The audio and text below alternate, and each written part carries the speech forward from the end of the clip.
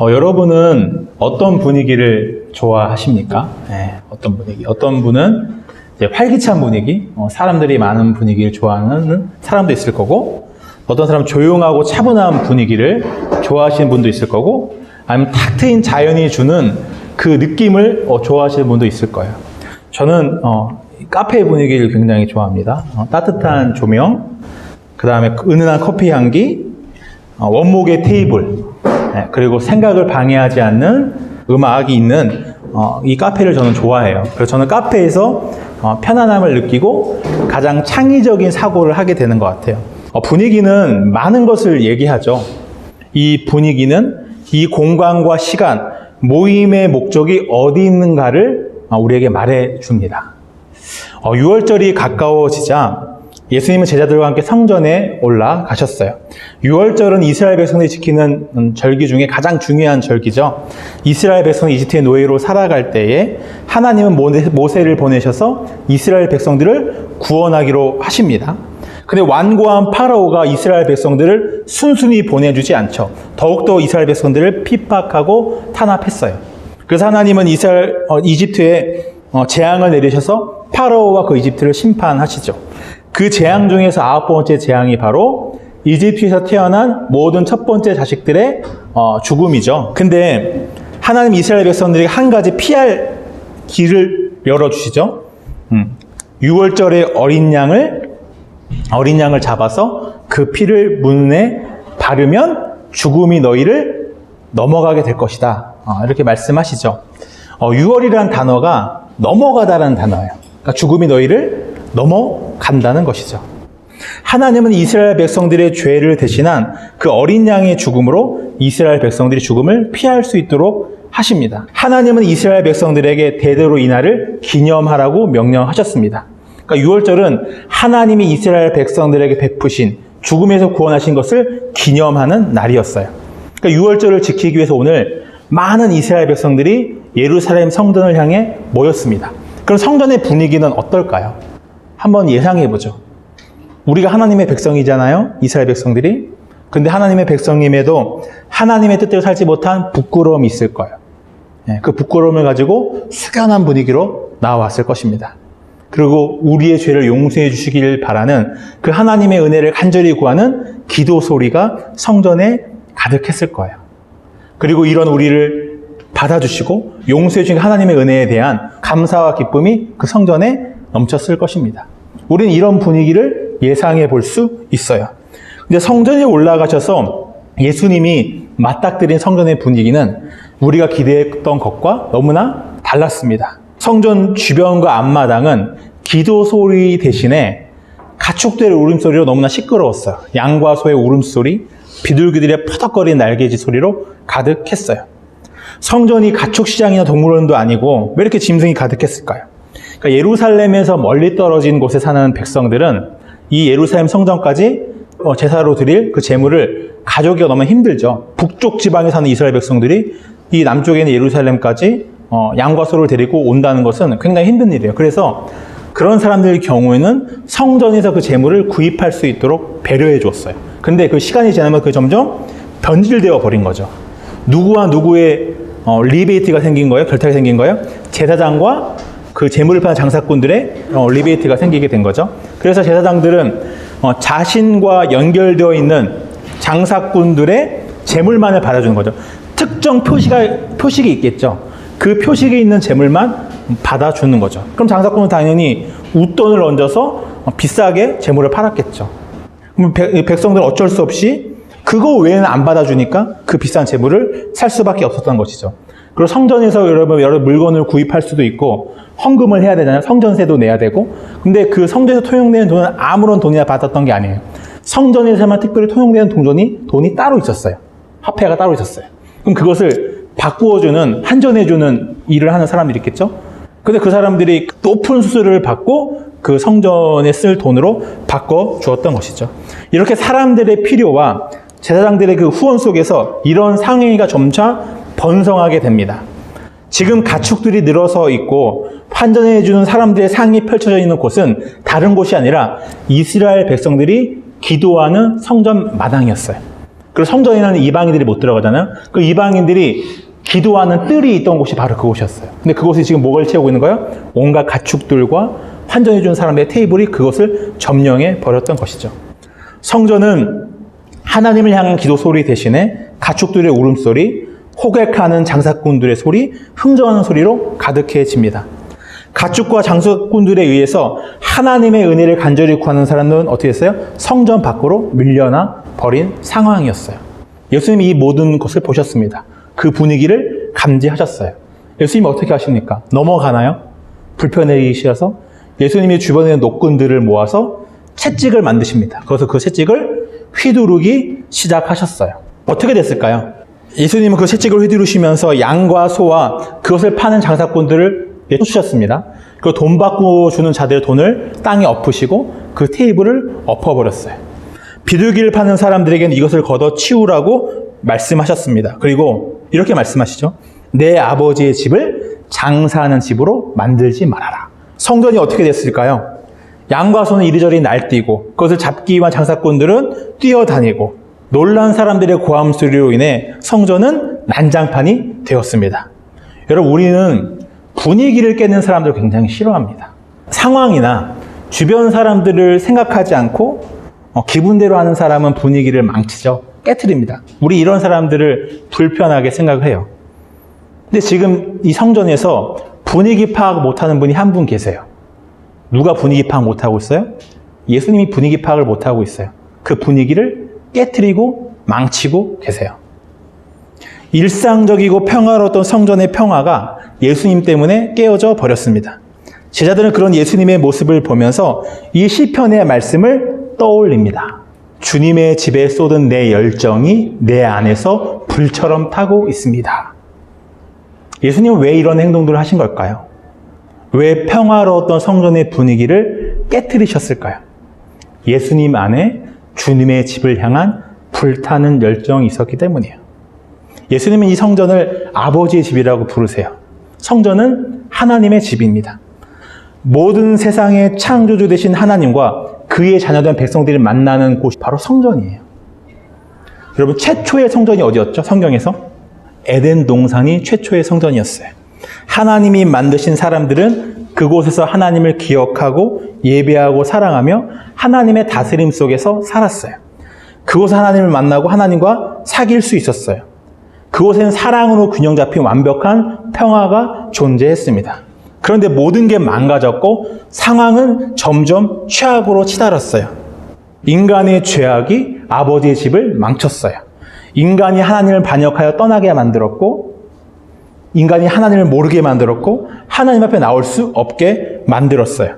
하나님을 즐거워하고 사랑하던 인간이 하나님을 두려워 피하게 되었고, 하나님이 계신 그 처소 에덴에서 쫓겨나게 되죠. 이것은 인간이 더 이상 하나님의 임재를 누릴 수 없게 된 상황을 말씀하는 것입니다. 예수님 어떻게 하신 거예요? 이 모든 것을 되돌려 놓기를 원하셨던 거예요. 아버지의 집을 향한 예수님의 열정이 그 하늘이 모든 편안과 영광을 버리고 이 땅에 내려오시도록 하셨어요. 그 열정이 오늘 아버지의 집을 장사하는 집으로 만들어버린 그 성전의 낡은 시스템을 뒤엎어 버린 것이죠. 아버지의 집을 회복시키는 열정이 예수님을 하여금 십자가로 향하게 하셨어요. 사람들은 아무런 문제를 느끼지 못했습니다. 평화롭게 살았어요. 성전에서 재물을 팔고 돈을 바꾸는 이 일이 하나님께 제사를 드리고 헌금을 하기 위해서 하는 일이니까 잘하는 일이라고 생각을 했어요. 자신들이 드리는 그 예배를 하나님이 받으신다고 생각했습니다. 근데 예수님이 바라보신 상황은 전혀 달랐던 거예요. 지금 성전에 사람들이 모인 이유는 유월절을 지키기 위해서요. 하나님 우리에게 베푸신 그 구원을 기억하고 예배하기 위해서요. 근데 지금 사람들의 관심이 어디에 있나요? 재물을 많이 팔아서 돈을 많이 버는 거 외에는 관심이 없어요. 그곳에 모인 사람들의 관심 어디에도 하나님은 계시지 않았어요. 백성들은 그 소란스럽고 탐욕스러운 분위기 속에서 전혀 하나님을 예배하지 못하고 성전 밖으로 밀려나 버렸습니다. 하나님과 백성들이 만나는 성전이 백성들이 하나님께 나아가는 방법인 제사가 오히려 백성들이 하나님을 만나는 것을 방해하고 회방하고 있었어요. 차라리 그런 성전은 허물어지는 게 낫죠. 그런 제사는 중단되는 것이 맞습니다. 예수님이 이런 일을 하시니까 사람들이 따지는 거죠. 당신이 누군데 무슨 권한이 있는데 이런 일을 합니까? 따져 묻는 거죠. 그때 예수님이 이렇게 말씀하십니다. 이 성전을 허물어라. 그러면 내가 사흘 만에 다시 세우겠다. 근데 예수님이 이 말씀하신 이유가 뭐예요? 그러나 예수는 성전된 자기 육체를 가리켜 말씀하신 것이라. 죽은 자 가운데 살아나신 후에야 제자들이 이 말씀하신 것을 기억하고 성경과 예수께서 하신 말씀을 믿었더라. 그러니까 예수님은 지금 이 눈에 보이는 이 성전 건물이 성전이 아니라 내 몸이 성전이 될 거라고 말씀하시는 것이죠. 그리고 죽은 자 가운데 살아나신 후에야 제자들이 말씀하신 것을 기억하고 이 말씀의 의미를 깨달게 되었다 말씀하고 있어요. 그럼 예수님의 몸이 성전이 되는 사건은 뭘 가리키는 거예요? 예수님의 죽으심과 부활의 사건을 의미하고 있는 것이죠. 그럼 성전은 하나님이 자기 백성들을 만나는 곳입니다. 여러분, 하나님과 우리가 함께하지 못하도록 가로막는 게 뭐예요? 그게 죄죠.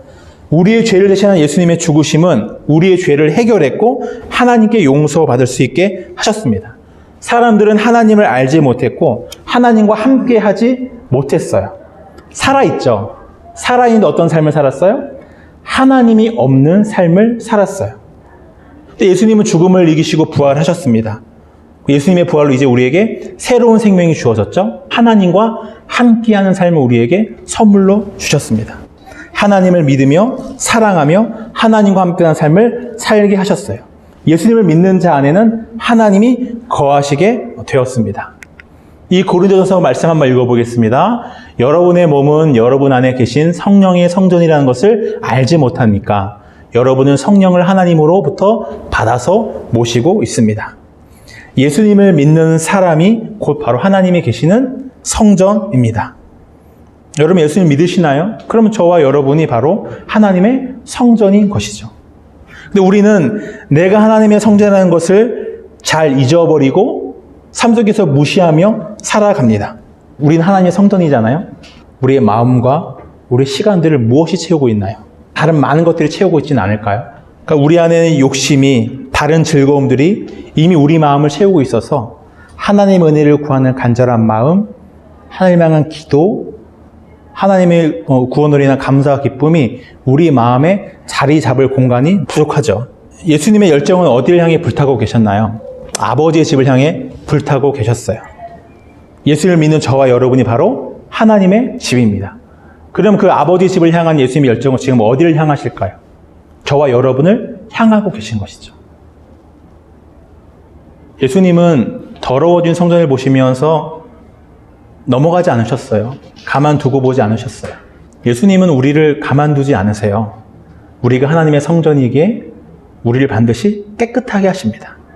성령의 말씀으로 우리 안에 합당하지 못한 것들, 더러워진 것들을 반드시 드러내시고 그것을 버리라고 말씀하십니다. 그것이 우리 안에 사라지도록 예수님은 말씀의 채찍을 휘두르시는 것이죠. 우리를 깨끗하게 하셔서 하나님과 함께하는 삶을 누리길 바라시기 때문이죠. 내 삶에서 쫓아내고 치워내야 할 것들은 무엇일까요? 더 이상 거부하지 말고 치워버렸으면 좋겠습니다. 여러분, 내 열정으로 살지 마세요. 우리를 향한 예수님의 열정이 지금 넘칩니다. 그 열정에 여러분의 삶을 한번 맡겨보세요. 6월절이 되자 이스라엘 백성들은 하나님을 예배하기 위해 성전에 모였습니다. 그런데 그들 마음 안에는 하나님이 없었어요. 하나님의 은혜를 기대하지도 않았고 하나님 베풀으신 구원에 감사하며 기뻐하는 마음조차 없었습니다. 탐욕과 이기심, 소란스러움밖에 없었어요. 그런 분위기 때문에 정말 하나님을 예배하고 싶은 사람들은 성전 밖으로 밀려나 버렸어요. 지금 우리의 분위기는 어떤가요? 이 예배의 분위기는 어떤가요? 내 삶의 분위기는 어떤가요? 여러분의 삶을 지배하고 있는 분위기는 뭔가요? 하나님을 찾는 분위기인가요? 하나님을 의지하는 분위기인가요? 분위기가 중요한 거예요.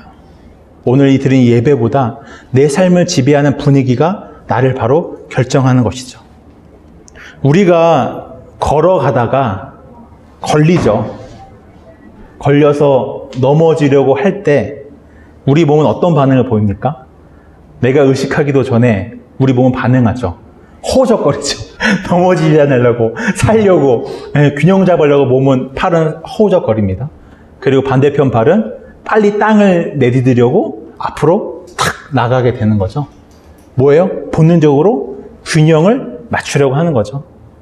이 몸이 본능적으로 균형을 맞추려는 것처럼 우리의 마음도 삶도 균형을 맞추려 하는 성질이 있습니다. 불균형을 좋아하는 사람은 없어요. 우리는 균형을 향해 나아갑니다. 우리가 의식, 무의식적으로 하는 생각과 선택, 행동들은 내 삶의 균형을 찾기 위한 행동들이에요. 그럼 중독적인 습관들 있죠. 여러 가지 중독적인 습관들도 결국 마음의 불안과 우울감을 잊고 균형을 찾기 위한 행동이에요. 균형을 깨트리려고 술을 먹는 게 아니라 균형을 찾으려고 술을 마시는 거예요. 균형을 찾으려고 마약을 하는 거예요. 우리는 내가 원하고 결정하고 쟁취한 것들 속에서 내 균형과 평화를 찾으려고 합니다. 그것이 진실한 평화일까요? 그 평화는 오늘 예루살렘의 평화처럼 거짓일 수 있어요. 예루살렘은 평화로웠어요. 예수님 오기 전까지만 평화로웠습니다. 자신들의 만든 평화를 누리고 있었어요. 예수님이 그 평화를 깨트려 버린 것이죠. 예수님은 우리 힘으로 만들어낸 거짓 평화를 깨트리시기 위해 채찍을 들고 오십니다. 진짜 평화는 하나님과 함께 할 수 있을 때만 얻을 수 있습니다. 예수님만이 하나님과 우리를 만나게 하시는 참된 성전입니다. 그럼 우리 삶의 분위기는 무엇이 지배해야 될까요? 그 예수님을 바라보셔야 합니다. 여러 가지 것들이 내 생각과 마음을 차지하게 두지 마시고 뭐가 차지해야 될까요? 하나님의 말씀이 내 생각을 사로잡아야 합니다. 그 내 삶의 전반적인 분위기가 예수님을 바라보고 예수님을 의지하도록 우리는 힘써야 되는 것이죠. 잠시면 사라질 평화를 위해 했던 행동들을 이제 중단하시고 예수님의 그 말씀으로 내 생각을 채우세요. 예수님으로 주어지는 진짜 평화가 무엇인지 알게 될 때까지 그렇게 예수님을 찾으세요. 예수님을 찾고 또 예수님을 찾으세요.